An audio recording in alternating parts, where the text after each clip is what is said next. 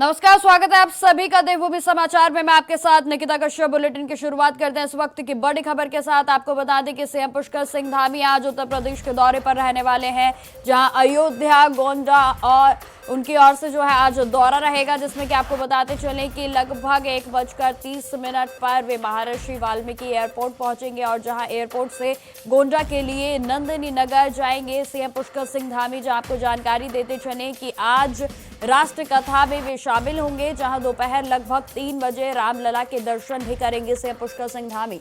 तो आज उत्तर प्रदेश के दौरे पर रहने वाले हैं उत्तराखंड के मुख्यमंत्री पुष्कर सिंह धामी। जहां आपको बताते चले आज उनकी ओर से तमाम कार्यक्रमों में शिरकत की जाएगी, जहां आज दोपहर लगभग 3 बजे रामलला के दर्शन भी करेंगे सीएम पुष्कर सिंह धामी। तो आपको बताते चले कि सीएम पुष्कर सिंह धामी आज अयोध्या और गोंडा के दौरे पर रहने वाले हैं और इस बीच उनकी ओर से रामलला के दर्शन भी किए जाएंगे। तो वहीं आपको बताते चले कि नंदिनी नगर में एक कार्यक्रम में भी शिरकत करेंगे सीएम पुष्कर सिंह धामी। तो इस वक्त की बड़ी खबर आपको बता दें कि एयरपोर्ट से गोंडा के नंदिनी नगर जाएंगे सीएम पुष्कर सिंह धामी, जहां सीएम पुष्कर सिंह धामी आज अयोध्या और गोंडा के दौरे पर रहेंगे।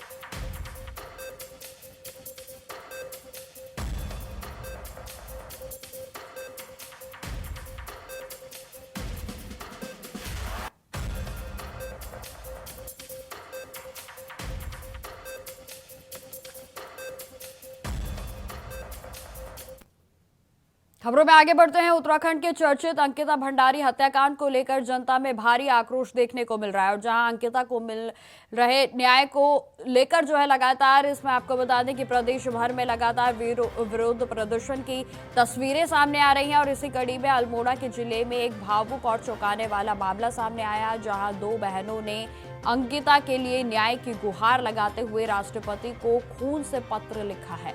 जी हां, आपको बता दें कि दोनों बहनों ने अपने पत्र में सवाल उठाया है कि क्या देश में वीआईपी को अपराध करने की छूट है।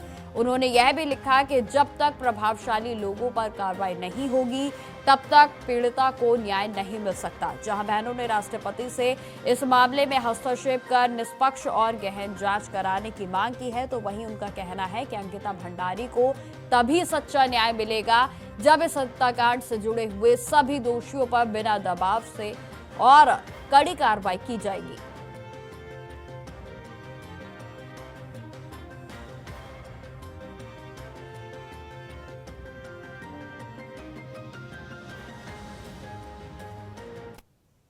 अब खबर देहरादून से है, जहां उस वक्त हलचल तेज हो गई जब उर्मिला सनावर स्वामी दर्शन भारती के साथ राजधानी पहुंची। आपको बताते चले कि उनके देहरादून पहुंचते ही पुलिस ने पूछताछ को शुरू कर दिया है। तो वही जानकारी के अनुसार इस मामले में कई अहम सवालों के जवाब तलाशे जा रहे हैं। सूत्रों के अनुसार यह भी कहा जा रहा है कि उर्मिला सनावर के साथ पूर्व मुख्यमंत्री के करीबी डीएस रावत भी मौजूद थे और इस मामले में संवेदनशीलता जो है वो लगातार बढ़ती जा रही है। जहां देहरादून पुलिस उर्मिला सनावर से गहन पूछताछ कर रही है, तो वहीं उनसे जुड़े विभिन्न पहलुओं की जांच की जा रही है। जहां पुलिस अधिकारियों का साफ तौर पर कहना है कि पूछताछ के दौरान कई अहम जानकारियां सामने आ सकती हैं और जहां मामले को लेकर पुलिस पूरी तरह से सतर्क है, तो वहीं हर एंगल से जांच भी जारी है। मुकदमा देखिए, जैसे भी दर्शन भारती के साथ है, साथ में जो भी होगा। आपने कहा था कि आपके पास सबूत है, वो सबूत क्योंकि आप पे मुकदमे भी दर्ज हुए, उसके बारे में और सबूतों के बारे में। वो जो मुकदमा वो सब निराधार है, बिना मतलब में उनको एक बेस बनाया गया है सिर्फ और सिर्फ एक एसआईटी जांच बिठाने के लिए और निराधार है वो मुकदमे। लेकिन मेन उद्देश्य जो हमारा हुआ है अंकिता भंडारी हत्याकांड के लिए आए हम और उसके सबूत लेके आए हम। अभी देखिए, जैसे भी दर्शन भारती के साथ है, साथ में जो भी होगा। आपने कहा था कि आपके पास सबूत है, वो सबूत क्योंकि आप पे मुकदमे भी दर्ज हुए, उसके बारे में और सबूतों के बारे में। वो जो मुकदमा वो सब निराधार है, बिना मतलब में उनको एक बेस बनाया गया है सिर्फ और सिर्फ एक एसआईटी जांच बिठाने के लिए और निराधार है वो मुकदमे। लेकिन मेन उद्देश्य जो हमारा हुआ है अंकिता भंडारी हत्याकांड के लिए आए हम और उसके सबूत लेके आए हम। तो अंकिता भंडारी हत्याकांड में न्याय की मांग को लेकर कालाडूंगी विधानसभा क्षेत्र के बेलपड़ाव में भी स्थानीय जनता और जनप्रतिनिधियों के द्वारा कैंडल मार्च निकाला गया, जहां इस कैंडल मार्च में सैकड़ों लोगों ने हिस्सा लिया। जहां आपको जानकारी देते चले कि लोगों ने हाथ में कैंडल जलाकर अंकिता भंडारी को श्रद्धांजलि अर्पित की। तो वहीं दोषियों पर कड़ी से कड़ी उन्हें सजा दिलाने की मांग उनकी ओर से की गई है। जहां आपको जानकारी देते चले कि कैंडल मार्च के दौरान लोगों ने नारे लगाते हुए कहा कि हाल ही में हत्याकांड में कथित वीआईपी की संलिप्तता को लेकर सामने आए नए आरोपों से राजनीति पूरे तरीके से हलचल तेज हो गई है, जहां प्रतिभागियों ने यह भी कहा कि अंकिता को सच्चा न्याय तभी मिलेगा जब मामले की गहराई से निष्पक्ष जांच होगी। और इसी को लेकर सीबीआई जांच कराने की मांग भी लगातार उठाई जा रही है ताकि सभी दोषियों पर उचित कार्रवाई हो सके।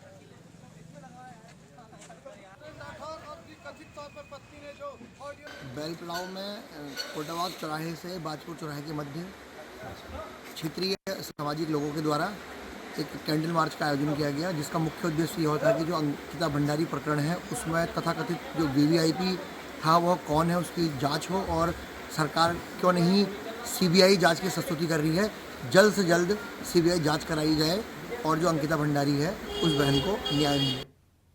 खबरों में आगे बढ़ते हैं। पर्यटन नगरी मसूरी में पेयजल के संकट और बुनियादी सुविधाओं को लेकर सरकार ने सख्त रुख अपनाया है। जी हां, आपको बता दें कि नगर पालिका के सभागार में समीक्षा बैठक के दौरान कैबिनेट मंत्री गणेश जोशी ने पेयजल निगम और जल संस्थान को लेकर 15 दिन में समस्या का समाधान करने के निर्देश दिए हैं। उन्होंने कहा कि मसूरी जैसे अंतर्राष्ट्रीय पर्यटन स्थल पर लापरवाही बर्दाश्त नहीं होगी। जहां बैठक में बिजली, सड़क, पुल, वन और पर्यटन कार्यों की समीक्षा की गई, तो वहीं मंत्री ने जर्जर बिजली खंभे बदलने, सड़क की मरम्मत और नए पुल के निर्माण को तेजी से करने के लिए कहा। जहां उन्होंने यह भी कहा कि पर्यटकों की सुविधा सरकार की सर्वोच्च प्राथमिकता है।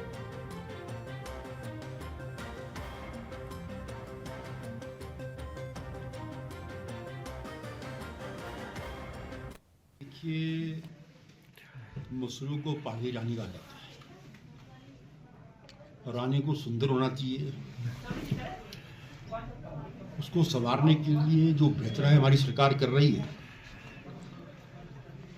लेकिन आज बैठक में मैंने महसूस किया कि अधिकारियों का आपस में तालमेल न होने के कारण विशेषकर जल निगम, जल संस्थान, लोगों को समस्या हो रही है। जब पहले 7 MLD पानी में मसूरी को पूरा पानी मिलता था, 14 MLD पाने के बाद भी कहीं अगर समस्या है तो इसका मतलब डिस्ट्रीब्यूशन सिस्टम में कहीं कमी है।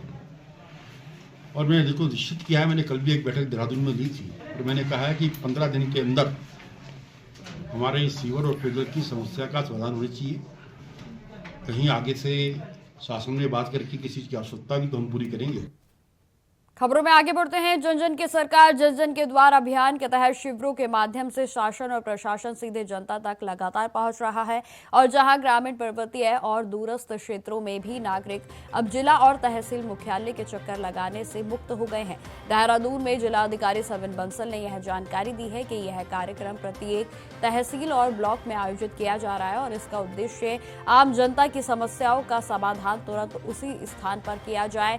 तो वहीं लाभार्थी योजनाओं के लिए लोगों को घर के पास से ही Aadhaar card, Ayushman card, health card और अन्य जरूरतों का समाधान लगातार मिल रहा है।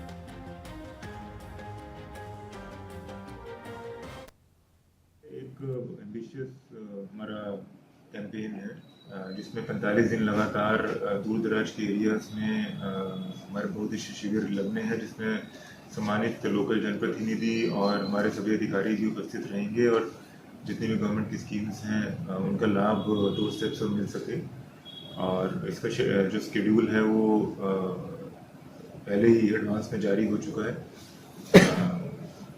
अभी जितने भी हमारे शिविर लगे हैं अब तक उसमें ये देखा गया है कि बहुत सारे प्रमाण पत्र जो हमारे राजस्व विभाग से बनते हैं, Aadhaar card, UDID card, Ayushman card, pensions, कृषि यंत्र, उद्यान यंत्र, दवाइयाँ, बीज और हमारे चिकित्सा जांचें, कुछ हमारी बहुत ही इनोवेटिव स्कीम्स चल रही हैं रोज़गार, एम्प्लॉयमेंट जनरेशन के लिए, चाहे वो GMDIC के यहाँ से हैं या हमारे एम्प्लॉयमेंट डिपार्टमेंट से हैं।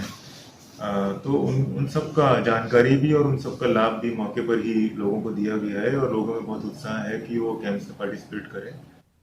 खबरों में आगे बढ़ते हैं। प्रदेश में शीतकाल के दौरान संभावित बर्फबारी और सड़कों के बंद होने को लेकर अब आपदा प्रबंधन विभाग पूरे तरीके से अलर्ट मोड पर है, जहां सचिव आपदा प्रबंधन विनोद कुमार सुमन ने इस पर सभी जनपदों को सतर्क रहने के निर्देश दिए हैं और जिन क्षेत्रों में मार्ग अवरुद्ध होने की आशंका ज्यादा रहती है वहां पहले से ही आवश्यक उपकरण तैनात कर दिए गए हैं। आपको बताते चले कि मार्च माह तक रोजमर्रा की जरूरत की वस्तुओं का पर्याप्त भंडारण सुनिश्चित करने के भी निर्देश दिए गए। तो वहीं गर्भवती महिलाओं का डाटाबेस तैयार कर उन्हें सुरक्षित स्वास्थ्य केंद्रों तक पहुंचाने की योजनाएं भी बनाई जा रही हैं। बर्फबारी वाले क्षेत्रों में जेसीबी, स्नो कटर और अन्य संसाधन भी उपलब्ध कराने के आदेश जारी किए गए।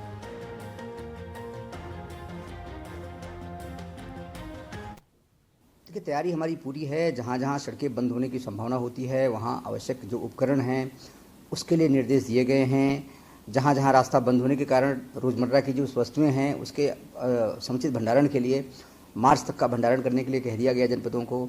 कहीं कहीं थोड़ी दिक्कत थी, उसको भी दूर करने के लिए बोल दिया गया है। जो प्रेग्नेंट लेडी हैं उनका डेटाबेस बनाए जाने के लिए और ऐसे स्थान पर रखने के लिए कहा गया है। उनको कोशिश करें कि कैसे नज़दीक के चिकित्सा केंद्र में, हॉस्पिटल में लाएँ उनको, इसके लिए तैयारी करने के लिए कहा गया है।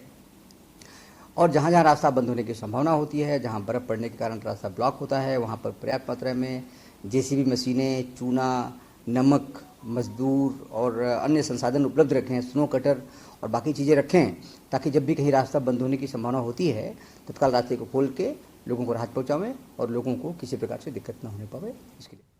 खबरों में आगे बढ़ते हैं। जंगली जानवरों के लगातार बढ़ते खतरे को देखते हुए उत्तराखंड का वन महकमा अब पूरे तरीके से स्कूली छात्रों के बीच जो है जागरूकता अभियान चलाने की तैयारी कर रहा है। जी हां, आपको बताते चलें कि इसी अभियान में विद्यालय शिक्षा विभाग के साथ साथ अन्य विभागों का भी सहयोग लिया जाएगा और जहां वन विभाग का यह भी मानना है कि बच्चों के माध्यम से जागरूकता का संदेश घर घर तक पहुंचाया जा सकता है, जिससे कि लोगों को जंगली जानवरों से बचाव के उपायों की बेहतर जानकारी मिल सके। तो वहीं प्रदेश के वन प्रमुख R.K. मिश्र का इस पर कहना है कि जंगली जानवर जंगलों से निकलकर लगातार आबादी की ओर बढ़ते आ रहे हैं और जहां जो कि चिंता का भी विषय है। तो वहीं ऐसे में इस समस्या से निपटने के लिए सभी संबंधित विभागों को उनके साथ एक ठोस कार्य योजना तैयार की जा रही है, जहां उन्होंने यह भी जानकारी दी कि स्कूली छात्रों को जंगली जानवरों से सुरक्षित रहने के उपाय जो है सिखाए जाएंगे, ताकि वे न सिर्फ खुद सतर्क रह सके बल्कि अपने परिवार और आसपास के लोगों को भी इसके प्रति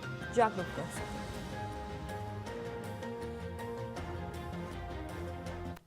हाँ, जैसे मैंने कहा ना कि विभिन्न जैसे जिलाधिकारी सबसे कोऑर्डिनेट पॉइंट्स होते हैं, इसके साथ हमारा वन विभाग है, उसके साथ हमारा पुलिस है, तो उसके साथ ही हमारा वन जैसे नगर निगम भी है एवं विद्यालय शिक्षा है। तो अभी हमने एक डिजाइन कर रहे हैं कि प्रत्येक स्कूल को एक डू एंड डोंट्स को भेजा जाए, ताकि बच्चों को ये महसूस हो कि क्या करने से खतरा होता है, क्या करने से आप जंगली जानवर से अपने आप को सुरक्षित रखेंगे। खबरें लगातार जारी रहेंगी। फिलहाल रुकते छोटे से ब्रेक के लिए। तो ब्रेक के बाद एक बार फिर से स्वागत है आप सभी का। बढ़ते हैं खबरों की ओर। पर्यटन की नगरी रानीखेत के प्रसिद्ध राजकीय उद्यान चोपटिया में फलों के उद्यानों को बढ़ाने पर जोर दिया जा रहा है, जहां सेब के लिए विख्यात इस उद्यान में कई किस्मों के फलों का उत्पादन होता है। तो वहीं आपको जानकारी देते चले कि शीत ऋतु के कारण फिलहाल फलदार वृक्ष जो है वो पूरे तरीके से सुस्ता व्यवस्था में दिख रहे हैं और जहां नवनियुक्त उद्यान के अधीक्षक मनोज धर्म सत्तू ने इस पर का प्रयास जो है उनकी ओर से किया गया है, जहां आपको बता दें कि इस वर्ष सभी फलों का उत्पादन बेहतर हो, तो ये निरंतर प्रयास उनकी ओर से जारी है, जहां बागबानों को गुणवत्तापूर्ण पौध उपलब्ध कराने के लिए उन्नत नर्सरी भी तैयार की जा रही है। तो वहीं जानकारी देते चले कि मिट्टी परीक्षण पर उपजाऊ बनाया जा रहा है और जहां आधुनिक तकनीक और मालियों की मेहनत से भी उद्यान को और भी बेहतर बनाने की कोशिश लगातार जारी है।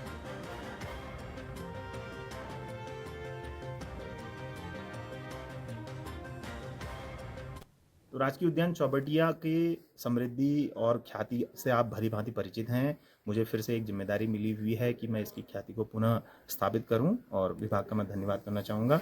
और हम इसमें नए वर्ष में कृषकों के लिए हाई डेंसिटी सेव, खुमानी और प्लम की वैरायटियों पे और उनकी पौधों पे विशेष जोर दे रहे हैं। खबरों में आगे बढ़ते हैं। उत्तराखंड को पर्यावरणीय रूप से संवेदनशील राज्य मानते हुए सरकार ने एक बड़ा और अहम फैसला लिया है। आपको बता दें कि अब राज्य में बाहर से प्रवेश करने वाले सभी वाहनों से विशेष पर्यावरण सेस वसूला जाएगा। और जहां अब यह व्यवस्था केवल कमर्शियल वाहनों पर लागू है, लेकिन भविष्य में प्राइवेट वाहनों को भी इसमें शामिल किया जाएगा। सेस से मिलने वाली राशि का उपयोग पर्यावरण संरक्षण और सड़क सुरक्षा के लिए किया जाएगा, जहां वसूली की प्रक्रिया पूरी तरह से ऑनलाइन होगी और फास्ट ट्रैक के जरिए राशि स्वतः ही कटेगी। जहां आपको यह भी जानकारी देते चले कि ANPR कैमरों से नंबर प्लेट के आधार पर निगरानी होगी और जहां सेस ना चुकाने पर चालानी कार्रवाई को किया जाएगा, तो वहीं यह व्यवस्था सभी प्रवेश मार्गों पर लागू होगी।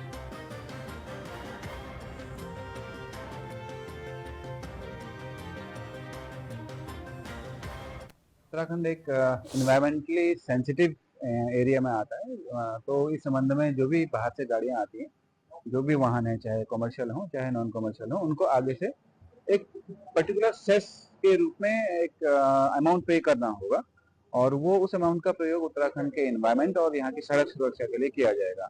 तो अभी तक हमारा ये सिस्टम था कि जो भी कमर्शियल गाड़ियां थी, कमर्शियल वाहन जो होते हैं, उन पर उनसे हम टैक्स वसूलते थे और वो भी ऑनलाइन माध्यम से वसूलते थे। अब फ्यूचर में क्या किया जा रहा है कि जो कमर्शियल के साथ जो नॉन कमर्शियल वाहन है, यानी कि पीले नंबर प्लेट के साथ साथ जो सफेद नंबर प्लेट वाली गाड़ियां होती हैं, उनसे भी सभी से एक ये टैक्स वसूला जाएगा। क्योंकि उत्तराखंड में हम देखते हैं कि 4 धाम है, बहुत सारे तीर्थयात्री अन्य देशों से आते हैं और यहाँ के एनवायरमेंट में उनका कुछ कंट्रीब्यूशन हो, तो इस उद्देश्य से ही यह ग्रीन सेस सिस्टम चालू किया गया है। उत्तराखंड में पर्यावरण संरक्षण और प्रदूषण नियंत्रण की दिशा में राज्य सरकार ने बड़ा फैसला लिया है। आपको बता दें कि अब बाहरी राज्यों से आने वाले वाहनों को उत्तराखंड की सीमा में प्रवेश करते ही ग्रीन सेस देना होगा और जहां सेस एंट्री टैक्स के रूप में वसूली जाएगी, तो वहीं इसकी पूरी प्रक्रिया ऑटोमेटिक होगी। जी हां, आपको बता दें कि ग्रीन सेस की वसूली वाहनों के फास्टैग के माध्यम से की जाएगी और जिससे कि निर्धारित राशि स्वतः ही कट जाएगी। और इस नई व्यवस्था की निगरानी के लिए प्रदेश भर में 40 से अधिक ऑटोमेटेड नंबर प्लेट रिकॉग्नाइजेशन के कैमरे भी लगाए गए हैं। और जहां आपको जानकारी देते चलें कि RTO के देहरादून संदीप सैनी का इसका पर कहना है कि परिवहन विभाग ने इस प्रणाली को आधुनिक और पारदर्शी बनाने के लिए एक प्राइवेट कैमरा और कंपनी को जो है इस पर करार दिया है। जहां आपको बता दें कि राज्य की सीमाओं पर लगे 16 APNR जो कैमरास हैं, उनके जरिए बाहरी वाहनों की पहचान कर ग्रीन सेस का वसूल किया जाएगा। जहां मुख्यमंत्री के निर्देश पर फिलहाल इस व्यवस्था को ट्रायल के तौर पर लागू किया गया है।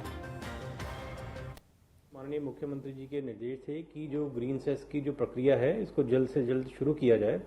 डिपार्टमेंट द्वारा इसमें पूरी तैयारी कर ली गई है और हमारी जो टेस्टिंग है, हमारे एक नारसन चेक पोस्ट पे डिपार्टमेंट द्वारा इसमें टेस्टिंग भी की गई है कि ANPR कैमरे के माध्यम से और किस तरीके से वसूला जाएगा। टेस्ट सक्सेसफुल रहा है, उसकी रिपोर्ट मुख्यालय को दे दी गई है। वहां से भी पूरी औपचारिकताएं जो हैं पूरी कर ली गई है।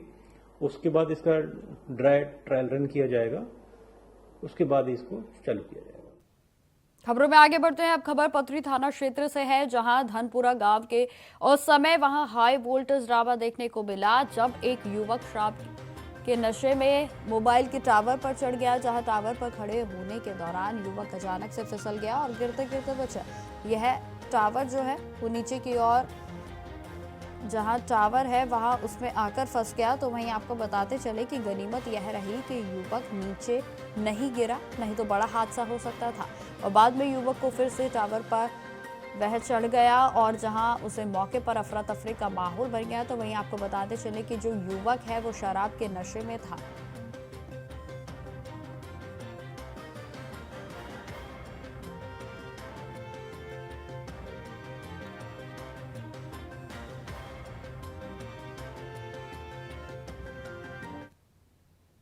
तो फिलहाल मेरे साथ इस बुलेटिन में इतना ही। देश दुनिया की तमाम खबरों की जानकारी के लिए बने रहें हमारे साथ। नमस्कार।